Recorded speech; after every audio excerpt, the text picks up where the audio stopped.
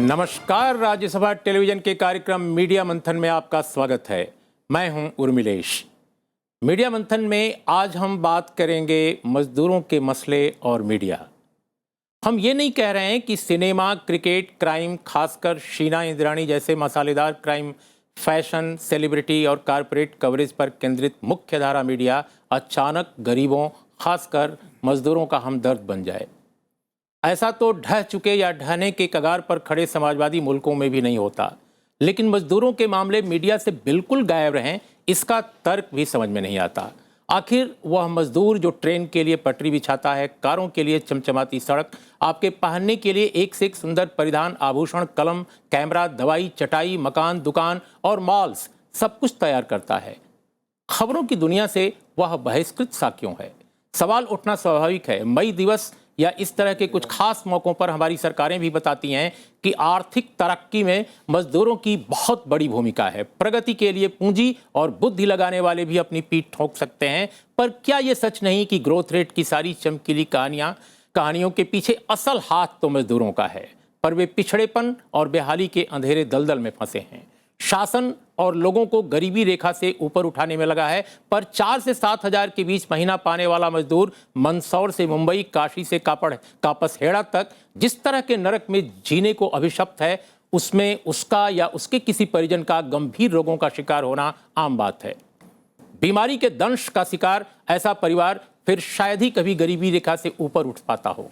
हमारे मीडिया में गरीबी रेखा से ऊपर उठते लोगों की बातें तो बहुत होती हैं, पर नीचे सरकते लोगों की बातें नहीं होती, क्योंकि वे डाउन मार्केट के हैं। न उनके पास क्रय शक्ति है और न ही मीडिया को विज्ञापन देने दिलाने की औकात। हाल ही में जब सैकड़ों चैनल मुंबई की सनसनाती इंद्राणी शीना या किसी राधे माँ की कहानी दिखाने में मदमस्त थे, एक प्रमुख निजी चैनल ने दिल्ली हरियाणा सरहद के नज़दीक कापसहेड़ा के मजदूरों की यातना कथा को अपने कैमरे में कैद किया, उनके वृतांत को सुनाया। अभी कुछ ही दिनों पहले मजदूरों ने अपनी मांगों को लेकर राष्ट्रव्यापी हड़ताल की। मीडिया में हड़ताल से हुए घाटे की जोरदार चर्चा हुई थी। मजदूरों के ऐसे ही मसलों के कवरेज के कुछ खास पहलुओं पर आज हम मीडिया मंथन में बात करेंगे, और हमारे साथ इस चर्चा में शामिल होने के लिए मौजूद हैं रवीश कुमार, एनडीटीवी इंडिया के वरिष्ठ कार्यकारी संपादक, और स्वयं जिस स्टोरी का मैंने अभी जिक्र किया उस स्टोरी के साथ वो लगातार जुड़े रहे, उस पर चर्चा भी कराई, स्वयं उस इलाके में गए।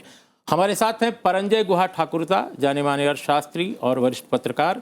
हमारे साथ हैं गौतम मोदी, महासचिव, न्यू ट्रेड यूनियन इनिशिएटिव, और साथ में हैं हमारे साथ बर्नार्ड विवियन फर्नांडीज, जो वरिष्ठ पत्रकार हैं और लंबे समय तक वो देश के तमाम आर्थिक अखबार और बड़े बिजनेस चैनल के साथ काम कर चुके हैं। हम आप चारों लोगों का स्वागत करते हैं। सबसे पहले रवीश, हम आपसे ही यह जानने की कोशिश करेंगे और अपने दर्शकों के दिमाग में भी बात होगी, आखिर क्या ऐसा था कि सारे चैनल, देश का मुख्य धारा जो मीडिया है वो आमतौर पे जिस तरह की कहानियों में जुटा हुआ था हाल के दिनों में और अभी भी उसको फॉलो कर रहा है, लेकिन आप लोग कापसहेड़ा चले गए, आखिर क्या बात थी? क्या प्रेरणा कहाँ से मिली, कहाँ से इंस्पायर हुए, जिसको आमतौर पर कोई कवर नहीं करता? हड़ताल तो थी, और उस दिन टीवी पे पता चला कि टेलीविज़न जो दिखा रहा है उसमें ज़्यादातर हड़ताल से होने वाली तकलीफ़ों की खबरें हैं। एक तरफ बता रहे हैं कि हड़ताल फेल है, दूसरी तरफ उस हड़ताल से नुकसान भी बता रहे हैं कि इतने हज़ार करोड़ का नुकसान हो गया। तो जो हड़ताल फेल है उससे फिर नुकसान कैसे हो गया, तो कुछ समझ में नहीं आ रहा था। लेकिन ये काफ़ी गाना बजाना टीवी पे चल रहा था। एक ऑटो वाले को 4 लोगों ने रोक रखा है, सवारियों को उतार रहा है या नहीं उतरने दे रहा है। ये सब तस्वीरें बड़ी हो जाती हैं। लेकिन आपने ठीक कहा कि मैं इस उद्देश्य से उम्मीद नहीं करता हूँ टेलीविज़न चैनल से, अब तो मैं बिल्कुल नहीं करता हूँ। देखने के बाद मेरा तो हौसला अब समाप्त हो चुका है, और तो मुझे नहीं लगा कि वो हड़ताल क्यों है इस पर बताएं। तो क्यों कर रहे हैं हड़ताल, उनकी क्या मांग है, अगर आप ये भी बता दें तो एक तरह से जो भी है न्याय हो सकता था कि ठीक है। वो किया नहीं, तो मैंने सोचा कि मैं इस पूरे केओस में कैसे एंटर करूँ, जिससे लोगों को ये पता चले कि हाँ ठीक है, ये हड़ताल इसलिए हुई है, इनकी ये मांग हो सकती है। तो एक विकल्प था मेरे पास कि मैं स्टूडियो में करता, और अगर नहीं जा पाता, गुड़गांव नहीं पहुंच पाता, तो मैं वही करने वाला था। दूसरा विकल्प ये था कि हम उनकी ज़िंदगी के करीब पहुंच जाएं और इस देश को दिखाएं कि वो कहाँ रहते हैं। और निश्चित रूप से उनके रहने का जो कारण है, अंतिम कारण, वो वहीं पहुंचता है जो श्रम कानून की मांग ट्रेड यूनियन के लोग कर रहे थे कि उनको न्यूनतम मजदूरी मिले या उनका जीवन स्तर मिले। तो उस तस्वीर को दिखाने के लिए चला गया। हालांकि मुझे वहाँ जाकर मीडिया से तो शिकायत रहती ही है, मुझे वहाँ जाकर ट्रेड यूनियन की भी कल्पनाशीलता की कमी नज़र आई कि उनके पोस्टर में वो हथौड़ी की तो तस्वीरें हैं, लेकिन इनकी जो ख़राब ज़िंदगी है उसकी तस्वीरें नहीं हैं। अगर वो तस्वीर उनके पोस्टर पर होती तो शायद हमारा जो मध्यम वर्ग था वो भी देखता, कहता कि भाई ये हमारा सिटीजन है।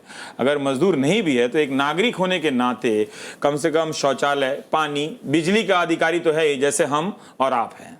परंजय, आप पता नहीं आपने एनडीटीवी इंडिया की उस रिपोर्ट्स को और उससे आधारित चर्चा को देखा कि नहीं, लेकिन मैं ये बता रहा हूँ कि इसके पहले भी हमने मंदसौर की कहानियाँ तमाम धर्मयुग से लेकर के नवभारत टाइम्स में तमाम अखबारों में पढ़ी हैं। एक दौर था जब प्रिंट मीडिया खासकर मजदूरों के बारे में काफ़ी कहानियाँ कहता था। ऐसा नहीं कि बिल्कुल नहीं कहता था, लेकिन कुछ एक दशक से, खासकर 2-2.5 दशक से हम देख रहे हैं कि मजदूर बिल्कुल गायब है। और हम एक बड़ी डेमोक्रेसी हैं, कल्याणकारी राज्य भी हैं। यूरोप का उदाहरण अगर लीजिए, आप भी यूरोप गए हैं, हम सब लोग जाते हैं बीच बीच में, लेकिन वहाँ का मीडिया, समाज और गवर्नेंस की जो एजेंसीज हैं वो मज़दूरों को इस कदर नहीं देखती जिस तरह हम देखते हैं। ऐसा लगता है कि मज़दूर हमारे समाज में, हमारे सरोकारों में बिल्कुल बाहर है। तो ये जो एटीट्यूड आया है खासकर 2-2.5 दशकों में हमारे मीडिया में, हम गवर्नेंस की बात नहीं पूछेंगे आज, स्टेट की नहीं पूछेंगे, मीडिया में एटीट्यूड का जो चेंज है उसके पीछे वजह क्या है? उर्मिलेश जी, ये दुख की बात है कि रवीश कुमार जैसे और पत्रकार हमारे पास, हमारे देश में नहीं है। एनडीटीवी इंडिया जैसे चैनल है, आपका राज्यसभा जैसे चैनल है, जो इस विषय के ऊपर आप बात कर रहे हैं, चर्चा कर रहे हैं। दुख की बात आपने बिल्कुल ठीक कहा। समाज के, भारतीय समाज का एक हिस्से, और उसमें मजदूर है, जो आज मुख्य धारा का बहुत बड़ा एक हिस्से के इन लोगों के लिए, इन लोग उपभोक्ता नहीं है। इनके पास विज्ञापन दाता पहुंचने नहीं चाहते हैं कुछ चीज या कुछ सेवा बेचने के लिए। इन लोग एक तरह से, जैसे रवीश जी ने कहा, नागरिक भी नहीं है। एक तरह से वो भारत और इंडिया का बात होता है ना, आप गुड़गांव जाके देखिए, वही आपको मालूम, इंडिया भारत। तो भारत भी नहीं नजर आता, नहीं नजर आता। शर्मा, जो ब्रह्मदेव शर्मा का कंसेप्ट था इंडिया और भारत का, अभी वह भी नहीं। क्योंकि ये जो आर्थिक उदारीकरण के ये जो 22 साल के बाद हम देख रहे हैं कि मुख्य धारा हमारे जो मीडिया ऑर्गेनाइजेशन ये और इसके साथ जो कॉर्पोरेट सेक्टर है, ये एक ही हो गए हैं। जो हम कहते हैं कॉर्पोरेट मीडिया या कॉर्पोरेटाइजेशन ऑफ द मीडिया। तो आज जो हमारे कॉर्पोरेट सेक्टर है वो भी सिर्फ एक छवि लोगों के पास दिखाने चाहते हैं। बहुत ही आशावादी है, ठीक है, शेयर बाजार गिर रहे हैं फिर भी वो आशावादी है, विश्वव्यापी आर्थिक संकट चल रहे फिर भी वो आशावादी है, हाँ कि भारत का भविष्य। तो ये ग्रोथ स्टोरी बहुत इनके लिए महत्वपूर्ण है। विवियन, जो परंजय कह रहे हैं, मैं उस बात से व्यापक रूप से सहमत हूं, लेकिन 100% नहीं। मैं एक जर्नलिस्ट के रूप में मानता हूं कि रवीश कुमार जैसे सामाजिक सरोकार के पत्रकारों की हमारे देश में कमी नहीं है। जब मैं युवा पीढ़ी के पत्रकारों से मिलता हूं तो उनके अंदर जीवंतता, आशा और कुछ करने की जो तमन्ना है वो इस कदर हिलोरें मारती दिखती है कि आप पूछिए मत। लेकिन फोरम नहीं है उनको करने का। हो सकता है रवीश की तरह कौशल ना उनके पास हो जो अनुभव के साथ आता है, लेकिन उन नौजवानों के लिए शायद फोरम नहीं है, मंच नहीं है, कोई चाहता नहीं है। तो मीडिया संस्थानों में मुझे याद है कि जब मंदसौर के पेंसिल कारखाने के लोग जो काम करते थे और कैसे वो लीवर सिरोसिस से मरते थे, उनकी कहानियां धर्मयुग से लेकर नवभारत टाइम्स, जनसत्ता, हर जगह हम अखबारों में पढ़ते थे, अंग्रेजी के अखबारों में भी पढ़ते थे, तरह तरह की कहानियां हम लोग उस दौर में पढ़ते थे। मैं 3 दशक पहले की बात बता रहा हूं। लेकिन आज हमारे अखबारों में, हमारे चैनलों में कारपोरेट बीट है, कारपोरेट अखबार तक निकल गए हैं, कारपोरेट चैनल, बिजनेस चैनल तक हैं, लेकिन ट्रेड यूनियन, श्रमिक, मजदूर, ये बीट, ये गायब है, ये बीट ही नहीं रह गया है। तो ये जो चेंज है, आप चूंकि बिजनेस अखबार में काम किए हैं, चैनल में काम किए हैं, ये कैसे सोचते हैं? क्या कारपोरेट ये नहीं मानता? क्या बिजनेस कम्युनिटी ये नहीं मानती कि वो बिजनेस कम्युनिटी के एक बहुत महत्वपूर्ण कंपोनेंट है? देखिए, बिजनेस चैनल का ओरिएंटेशन है वो इन्वेस्टर की तरफ है, तो ज़्यादातर है ना जो जर्नलिस्ट है उनका ओरिएंटेशन है निवेश की तरफ, इन्वेस्टमेंट की तरफ। तो अगर कोई कंपनी आती है, वो बोल रही है कि हम $100 मिलियन इन्वेस्ट करते हैं, तो हेडलाइंस होते हैं कि this company is bringing so many million dollars. हालांकि विदेश में क्या होता है कि वो पूछते हैं कि कितना जॉब्स क्रिएट होता है। हमारे इंडिया में ऐसा ओरिएंटेशन नहीं है, क्योंकि हिस्टोरिकली इस देश में पूंजी की कमी थी, इसलिए हम फोकस कर रहे थे पूंजी के ऊपर। हालांकि पिछले दशक में है ना ग्लोबल लिक्विडिटी की वजह से इन्वेस्टमेंट तो आ रहा है, लेकिन हमारा नीतियां ऐसी नहीं हैं जो कि इसका फ़ायदा उठा सके। एक तो यह है, और मैं परम जॉय से ये मतलब सहमत नहीं हूं कि हमारे जर्नलिस्ट में ये सेंसिटिविटी नहीं है। आप देखिए, जर्नलिस्ट तो अलग तरह के हैं, चाइल्ड लेबर का मुद्दा उठाते हैं वो लोग, स्वच्छ भारत, टॉयलेट्स के मुद्दा उठाते हैं, फीमेल हाइजीन, ये सब मुद्दा उठाते हैं, और सेंसिटिविटी तो है। मैं ज़्यादातर इसमें है ना ट्रेड यूनियन लीडर्स का मैं दोषी ठहराता हूँ, क्योंकि इनका जो लैंग्वेज है ना, एक घिसा पिटा लैंग्वेज है। ये बोलेंगे कि American imperialism, global finance capital और न्यू लिबरलिज्म, ये लैंग्वेज जो है ना हम ये एम्पैथी नहीं क्रिएट करती है। मानेसर का एरिया देख लीजिए आप। अब यहाँ पे है ना मतलब जो अगर लेबर लॉस का उल्लंघन होता है, ये ट्रेड यूनियन लीडर्स हमको कभी बताते नहीं है। इनका कोई वेबसाइट नहीं है, कोई विसल ब्लोइंग कहीं नहीं होता है, ये कोर्ट में नहीं जाते हैं, कोई PIL नहीं फाइल करते हैं। तो इसलिए आप सिर्फ मीडिया को आप दोषित नहीं ठहरा सकते हैं। गौतम, आपके सामने एक बहुत देश के जाने माने बिजनेस जर्नलिस्ट है, वो ये बात कह रहे हैं, आप मजदूरों के बीच काम करते हैं और केवल ट्रेड यूनियन नहीं करते, आप रिसर्च से जुड़े मामले भी देखते हैं आप उनके बारे में एकेडमिक ढंग से भी कुछ नए ढंग से भी सोच रहे हैं। क्या आपका कहना है इस पर जो ये कह रहे हैं? मैं ये नहीं मानता हूं कि मजदूरों की जो आवाज़ निकलती नहीं है या पहुंचती नहीं है आगे तक, तो उसमें ट्रेड यूनियन की कोई कमी है। ट्रेड यूनियन की बेशक कई कमियां होंगी, है? लेकिन अगर 15 करोड़ लोग स्ट्राइक किया है और मीडिया ने वो मुद्दा नहीं उठाया, तो मेरे ख्याल से ये बहुत साफ मानना चाहिए कि ये मीडिया की कमी है। जब इस देश के तमाम बैंक बंद रहे, इस देश के अनेक सैकड़ों बड़ी बड़ी निजी कंपनियां बंद रही, पूर्ण रूप से बंद रही, पूरे औद्योगिक इलाके, गुड़गांव मानेसर हो, हिमाचल में बद्दी हो, झारखंड में आदित्यपुर हो, इसमें एक स्विच चला नहीं है एक पूरे दिन के लिए, और मीडिया चुप है, तो ये चुप्पी मीडिया की समस्या है। और ये समस्या है कि मीडिया भी इस समाज का हिस्सा है, मीडिया भी इस समाज के पूंजीवादी हिस्से का एक टुकड़ी है। मीडिया हाउसेस को मुनाफा बनाना है, मीडिया हाउसेस को उसी स्टॉक मार्केट से पैसा उठाना है, मीडिया हाउसेस को इन बाकी कंपनियों से इश्तिहार लेने हैं। तो मीडिया एक्चुअली एक बिजनेस है, and it is bound by the exigency of that business. It reports on child labour, क्योंकि चाइल्ड लेबर कोई अपनी न्यूनतम वेतन नहीं मांग रहा है, वो महिला पे अत्याचार रिपोर्ट करते हैं क्योंकि there is no cost attached to the media. But when it comes to workers, there is a direct cost attached. एक मीडिया हाउस इस देश में खुद श्रम कानून तोड़ता है। मजीठिया वेज बोर्ड की क्या बात है? वो एक मीडिया हाउस है इस देश में जो मजीठिया वेज बोर्ड के सुप्रीम कोर्ट ऑर्डर का उल्लंघन नहीं कर रही है।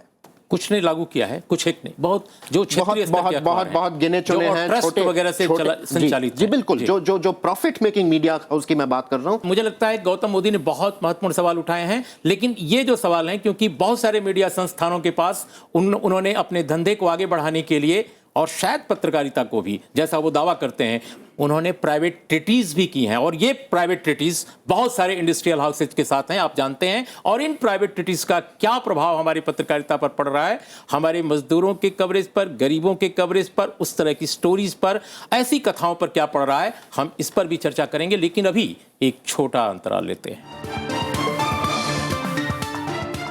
मीडिया मंथन की आज की चर्चा में आपका एक बार फिर स्वागत है। मीडिया मंथन में आज हम बात कर रहे हैं मजदूरों के मसले और मीडिया कवरेज। कैसे होता है मीडिया कवरेज, खासकर जो गरीबों के मसले हैं, इस देश के श्रमिकों के मसले हैं। 15,000 रुपये वेतन की मांग को लेकर मजदूर लड़ रहे हैं, मजदूर अपनी आवाज़ उठा रहे हैं, लेकिन जिस तरह का कवरेज हमने 3 सितंबर के अखबारों में देखा, 2 सितंबर के चैनलों में देखा, वो मुझे लगता है मुझसे ज़्यादा मेरे दर्शक, हमारे दर्शक इस बात को अच्छी तरह जानते हैं। लेकिन रवीश, हम ये समझना चाहते हैं, जो सवाल विवियन उठा रहे हैं कि कहीं ना कहीं जो श्रमिकों के बीच काम करने वाले लोग हैं, मजदूरों के जो अपने को रहनुमा बनते हैं, उनकी भी एक जवाबदेही होती है कि कैसे अपने मसलों को ऊपर तक ले जाएं। लेकिन क्या मीडिया जो स्पॉट रिपोर्टिंग के लिए जिसको जाना जाता है, माना जाता है कि हम अमेरिका चले जाते हैं, हम मुंबई चले जाते हैं, हम तमाम संतोषी माँ की तरह उभरती हुई नई माताओं के यहाँ चले जाते हैं, हम न जाने कितनी कितनी कहानियाँ कहते हैं, एक घटना स्थल पर 4-4 कैमरा भेज देते हैं। क्या मजदूरों के मामले में स्वयं मीडिया इनिशिएटिव नहीं ले पाता? क्यों नहीं ले पाता? क्या इसलिए कि प्राइवेट टिटीज हैं? क्या इसलिए कि हमको मुझे नहीं लगता लेना है? कि किसी में कोई बंदिश है, क्योंकि मैं गया तो मैंने तो किसी तो पूछा नहीं, कोई बताया नहीं। पहले तो अगर कोई वो रोक दे तब पता चलता है कि हाँ मुझे रोक दिया गया है, लेकिन रोके जाने से पहले अगर मैं खुद ही रुक जाऊं, है ना, तो वो समस्या की बात है। तो उस समस्या को भी देखना चाहिए, क्या मैं खुद से रुक गया या किसी ने रोक दिया। ठीक है, मान सकते हैं कि चलिए आपको किसी ने रोक दिया तो आपका बस नहीं चलता, लेकिन क्या किसी ने रोका भी है क्या, हम नहीं जानते हैं। मुझे लगता है कि आप खुद से रुके हैं। आज तो टीवी पूरा बदल गया है सर। आप देखिए कि वो कहते हैं हवाबाज हैं, ये कहते हैं हवालेबाज हैं, तो 2-4 इस तरह के तुकबंदी वाले बयान आते हैं, उस पर शाम तक बहस हो जाती है। तो अब स्पॉट रिपोर्टिंग सिर्फ मजदूरों के मामले में ही नहीं, अगर वो घटना जैसी नहीं है तो वो लगभग बंद हो चुकी है टेलीविजन में। और मीडिया से हम यहाँ टीवी ही समझ रहे हैं, लेकिन कुछ वेबसाइट में तो मजदूरों की कहानियाँ आ रही हैं, कुछ मैगजीन में आ रहे हैं, वो लोग अंग्रेजी के आ रहे हैं, लेकिन जो जिनसे जुड़ा हुआ है। एक इंटरेस्टिंग बात यह है कि इन मजदूरों ने भी मीडिया को छोड़ दिया। हालांकि इनकी क्रय शक्ति इतनी कम है कि ये टीवी अपने कमरे में नहीं रखते हैं। उन बस्तियों में अखबार भी बहुत कम आता है, बहुत कम लोगों के पास अखबार आता है, तो उन्होंने भी चाय की दुकान पर 15-15 मजदूर जाकर अखबार पढ़ते हैं या टीवी देखते हैं। तो एक तरह से ये मतदाता भी नहीं है, नागरिक भी नहीं है। एक तरह से हमारे देश में मतलब ये शरणार्थी की तरह, जिनके पास सिर्फ जीने के लिए जगह है, बाकी किसी चीज के लिए कोई अधिकार नहीं है इनके पास। परंजय, आप कैसे देखते हैं? क्या वाकई पत्रकारों की ये कमी है, संपादकों की ये कमी है कि गरीबों को लेकर, श्रमिकों को लेकर ठीक से चीज़ें कवर नहीं हो रही हैं, इनिशिएटिव उनका नहीं है, या संस्थानों? ये हो सकता है एक संस्थान की बात अलग हो जहां कोई आपको रोक नहीं रहा है इस तरह के कवरेज के लिए, लेकिन क्या ये मीडिया की एक सार्वजनीन सच्चाई है? क्या ये सार्वभौम सच्चाई है? बिल्कुल नहीं, बिल्कुल नहीं। विवियन कुछ देर पहले जो कहा, मैं सहमत नहीं हूँ। ठीक है, जैसे नहीं एक रवीश कुमार, भारतवर्ष में हजारों रवीश कुमार है। आपने जैसे कहा उनको सबको मंच मिल रहे, नहीं मिल रहा। यही तो असली बात। अच्छा, कौन मंच देते हैं? मीडिया का मालिक कौन है? और वो समझते हैं कि हम चाहते हैं कि हमको मालूम है कि उपभोक्ता हमारा क्या चाहते हैं, हमारा दर्शक क्या चाहते हैं। वो ये सब देखने नहीं चाहते हैं। क्या देखने चाहते हैं? नाच गान, 3 C's, क्रिकेट, क्राइम, सिनेमा। आपने जैसे कहा शीना इंद्रानी का कहानी अच्छा चलेगा, वो बिकेगा, हमारा रेटिंग बढ़ जाएगा, विज्ञापन दाता आएंगे। तो ये एक गरीब मजदूर का कहानी क्यों आप दिखाने चाहते हैं? अब जितने बेहतर से, जितने अच्छा से दिखाइए, आपका पूरा कहानी कहने का ढंग बोलिए, क्या जिस तरह से आप शूट कर रहे, सब कुछ एकदम वर्ल्ड क्लास हो सकते हैं, मगर विषय उसको पसंद नहीं है। तो यही है हमारे जो लोक माध्यम, ये जो मुख्य धारा का जो लोक माध्यम का, ये भी एक वास्तव है। वैसे तो इंद्रानी का जो पूरा प्रसंग है वो एक तरह से मीडिया में खबरों की स्ट्राइक का मामला है कि वो इंद्रानी के कवरेज के जरिए देश की तमाम समस्याओं से स्ट्राइक कर रहे हैं। और मेरे दिखाने के बाद जो प्रतिक्रिया आती है, हालांकि ऐसा नहीं कि हम भी लगातार ही दिखाते हैं, जब भी दिखाए किसी दर्शक ने ये नहीं कहा कि ये क्यों दिखाया, बाकी सबने शुक्रिया ही अदा किया।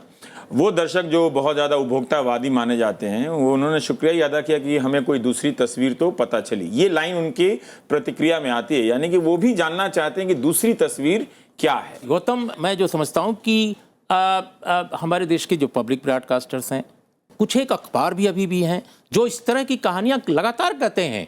ये हो सकता है कि उनकी जो रिपोर्टिंग है या उनका जो कौशल है उसके अलग अलग स्तर हो सकते हैं, लेकिन जो मेन स्ट्रीम मीडिया है जिसकी तरफ आप इशारा कर रहे हैं, जो कॉर्पोरेटाइज काफ़ी हुआ है, ये क्या इसको ये नहीं लगता कि इस विशाल देश में अगर 100-150 खरबपति हो जाएं या बहुत अच्छी ग्रोथ स्टोरी आप बुन लें पूरी दुनिया को दिखाने के लिए, लेकिन करोड़ों अगर भुक्खड़, गरीब, बेहाल जिनके पास घर नहीं है, जिनके पास जीने के लिए कुछ भी नहीं है, जिनके बच्चे पढ़ नहीं रहे हैं, जिसके बच्चे को अपराध की दुनिया में ढकेल दिया जाता है, विवश हो जाते हैं, क्या उसको लेकर वाकई हम अपने देश को एक उसकी खुशहाल तस्वीर पेश कर सकते हैं?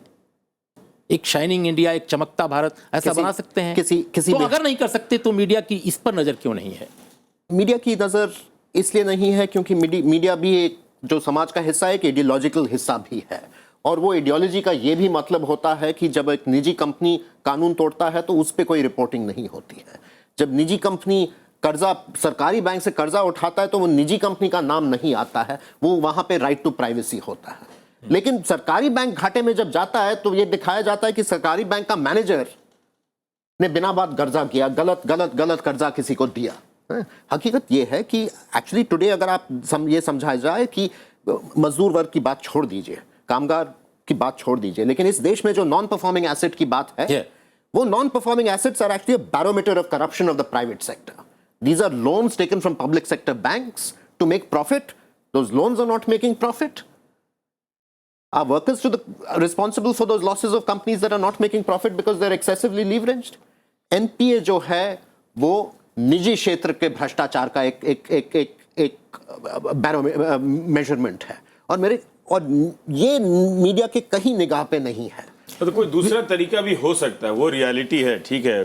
परंजय जो कह रहे हैं वो सच बात है कि अगर किसी को कोई मंच ना दे, मंच तो देने वाला कोई और है, तो क्या करे, कोई दूसरा भी तो तरीका निकाल सकता है। मुझे लगता है वहाँ विवियन की बात सही है कि क्या हम कम्युनिकेशन की स्ट्रेटेजी को बदल के हम वो तरीका निकाल सकते थे क्या, कि जैसे मैंने उस दिन कुछ तस्वीरों के लिए कई मजदूर संगठनों से पूछा कि आपके पास कुछ अतिरिक्त तस्वीरें हैं इनके रहन सहन की, किसी के पास नहीं थी सर। क्या आप लोग कम आई मीन क्रिएटिव उस तरह से नहीं हो पा रहे हैं, इनोवेटिव नहीं हो पा रहे हैं?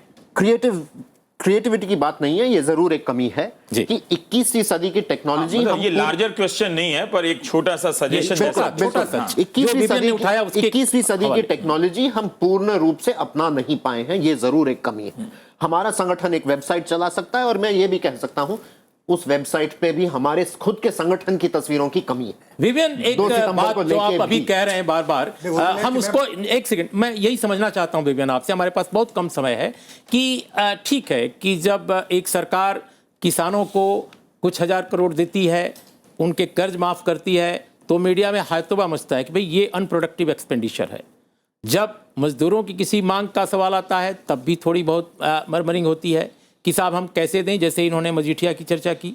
लेकिन जब सरकारें 2005 से 2011 के बीच में 3 लाख करोड़ आयकर में छूट देती हैं बड़े कॉर्पोरेट हाउसेस को, उस पर कुछ भी नहीं, उस पर खामोशी, बल्कि एक तरह से एप्रिसिएशन।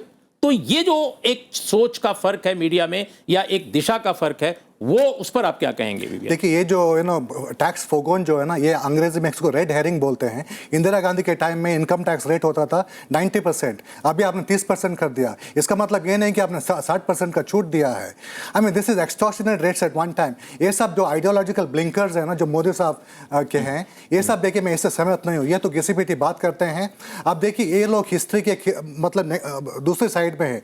इन्होंने 1990s में बैंक कंप्यूटराइजेशन पर इन्होंने ये अपोज किया है। अभी आप देख लीजिए रेलवेज में, आप देखिए बिहार के जो काम के लोग आते हैं वो किस तरह जाते हैं ट्रेन में, और देखिए इनके यूनियन लीडर जो है ना, ये कभी मॉडर्नाइजेशन पे इनका ध्यान ही नहीं है। तो इसलिए इनका जो पब्लिक ट्रस्ट है ना, ये टूट गया है। इनको पब्लिक ट्रस्ट रिकवर करना चाहिए, और इनका कम्युनिकेशन स्ट्रेटेजी भी इन्होंने नए तरीके से अपनानी चाहिए। आप इस पर अपनी बात कह सकते हैं जल्दी। देखिए, टिप्पणी करने में तो बहुत आसान है। मैं यही कहूंगा, इतने करोड़ की संख्या में जो लोगों ने स्ट्राइक किया, निजी क्षेत्र में वेतन खो के किया, कानूनी नोटिस उनके सिर पे थामा गया, फिर भी जब इतनी संख्या में लोगों ने स्ट्राइक किया है, तो ये मतलब जरूर निकलता है कि ट्रेड यूनियन की ताकत आज भी है। जरूर हमारे में कमियां होंगी, वो कमियों को मेरे ख्याल से कोई संगठन, कोई प्रगतिशील संगठन कम से कम नहीं कहेगा कि हम सुधारेंगे नहीं। लेकिन गौतम और परंजय, हमारा मकसद आज मीडिया कवरेज को डिस्कस करना है। मैं आपको बताऊं अपनी एक स्वयं मेरा एक अनुभव। मैं कुछ वर्ष पहले, 2-3 साल पहले की बात है, मैं ऑस्ट्रेलिया एक बड़े अंतर्राष्ट्रीय फोरम के सम्मेलन को कवर करने गया। उस वक्त ऑस्ट्रेलिया की जो राजकीय विमान सेवा है, क्वांटस संभवतः उसका नाम है, उसमें हड़ताल अचानक हो गई और दुनिया के अनेक देश के जो बड़े राष्ट्राध्यक्ष थे, प्रधानमंत्री थे, वो तो अपना जहाज लेकर आए थे, लेकिन जो अपेक्षाकृत छोटे देश हैं उनके प्रधानमंत्री और उनके जो राष्ट्राध्यक्ष थे वो ऑस्ट्रेलिया के सरकारी जहाज से भी आए थे। कई राष्ट्राध्यक्षों को, खासकर छोटे मुल्कों के, अपने देश लौटने की चिंता हुई तो फिर उन देशों से विमान लाना या स्वयं ऑस्ट्रेलिया गवर्नमेंट मैनेज कर रही थी। सुबह हमने देखना चाहा कि अखबारों में कैसा कवरेज है, क्योंकि चैनलों में रात को देखा जबरदस्त कवरेज था और सच पूछिए तो उस अंतर्राष्ट्रीय कवरेज जो राष्ट्राध्यक्षों का सम्मेलन था उससे ज्यादा कवरेज स्ट्राइक को मिला था। लेकिन सुबह जब अखबारों को मैं देखा, मैं दंग रह गया। फ्रंट पेज हड़ताल से भरा हुआ था। जो वहाँ की प्रधानमंत्री थी उस समय, जूलिया गिलार्ड, उनके बयान, उनको निगोशिएशन में कैसे उतर रही हैं, कैसे उस सम्मेलन को छोड़ करके वो कैसे निगोशिएट कर रही हैं, ये सारी कहानियाँ थी। क्या अपने देश में ऐसा कवरेज मीडिया में, ऑस्ट्रेलिया एक पूंजीवादी मुल्क कहा जाता है, क्या हम डेमोक्रेटिक कंट्री हैं, सेक्युलर डेमोक्रेटिक कंट्री, क्या हमारे मीडिया में आखिर वो क्या चीज़ है, वो क्या एलिमेंट है कि हम कवरेज में मजदूरों के प्रति अनुदार हैं? देखिए, लोक माध्यम या मीडिया समाज का ही एक हिस्सा है।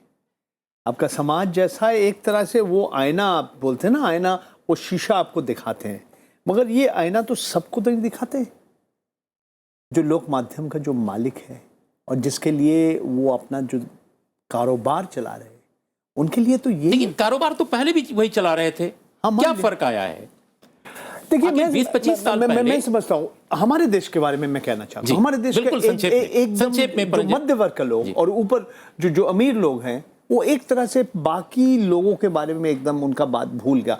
एकदम एक तरह से हमारा समाज में वो संवेदनशीलता जो था वो खत्म हो गया। रवीश, आप बिल्कुल, हम अंत में समापन कर रहे हैं कार्यक्रम का। आप पहले पाठक रहे होंगे, श्रोता रहे होंगे। तब जो कवरेज था गरीबों के बारे में, उत्पीड़ित समाज के लोगों के बारे में, और आज जिस तरह उनके बारे में कवरेज का एक फ़र्क आया है। अब आप स्वयं एक किरदार हैं, आप पत्रकार हैं, आप कौशल आपके पास है, लेकिन जो फ़र्क एक देख रहे हैं मुख्यधारा मीडिया में, वो कैसे आप एसेस करते हैं? मुझे लगता है कि वो कौशल और समझदारी, मतलब उनके जहन में मजदूर नहीं है। सबसे पहले अगर ये कॉरपोरेट कह देता कि हाँ जाओ मजदूरों की समस्या करो, तब उनके सामने बड़ी समस्या आ जाती कि हम कवर करें तो कैसे करें। ये एक मुझे लगता है, तो मुझे ये कहना पड़ेगा, हो सकता है ये उस बड़ी समस्या का छोटा सा हिस्सा हो या ना हो, उतना ही हो। एक दूसरी बात ये है कि ये करने के बाद ऐसा नहीं कि मैं सारी समस्याओं को कवर करता ही हूँ। बहुत सारे ऐसे मजदूर संघर्ष, शिक्षकों के संघर्ष के अगले दिन इतने फ़ोन आए कि मुझे हर फ़ोन पे कहना पड़ा कि मैं नहीं कर सकता अकेले इतना, मैं हर धरना को, हर प्रदर्शन को, हर संघर्ष को जस्टिफाई नहीं कर सकता। तो ये पता चलता है कि हमने कितने लोगों की आवाज़ बंद कर दी है। कारण जो हो, स्थिति यह है कि हमने बहुतों की आवाज़ बंद कर दी है। आवाज़ें बंद हुई हैं उन लोगों की जो वाकई बेजुबान हैं, जो जीना चाहते हैं, जो बेहतर ज़िंदगी की तलाश जिन्हें है, जिन्हें रोशनी की तलाश है, लेकिन उनकी आवाज़ें उन फोरम से, उन मंचों से नहीं उठाई जा रही हैं जो उठाने के लिए जवाबदेह और जिम्मेदार माने जाते हैं समाज में। चौथा खंभा, क्या लोकतंत्र का यह जो चौथा खंभा कहते हैं, ये जनता की आवाज़ों को उठाने का पहला खंभा कभी बन सकेगा? हम इसी सवाल के साथ आज की चर्चा का समापन करते हैं। मैं नहीं जानता कि हम जैसे पत्रकारों के पास इस सवाल का कोई जवाब है कि नहीं, लेकिन बहस होनी चाहिए, और बहस स्टूडियो में नहीं, स्टूडियो से बाहर भी होनी चाहिए, जिससे इन सवालों को हम एड्रेस कर सकें। नमस्कार, देखते रहिए राज्यसभा टेलीविज़न।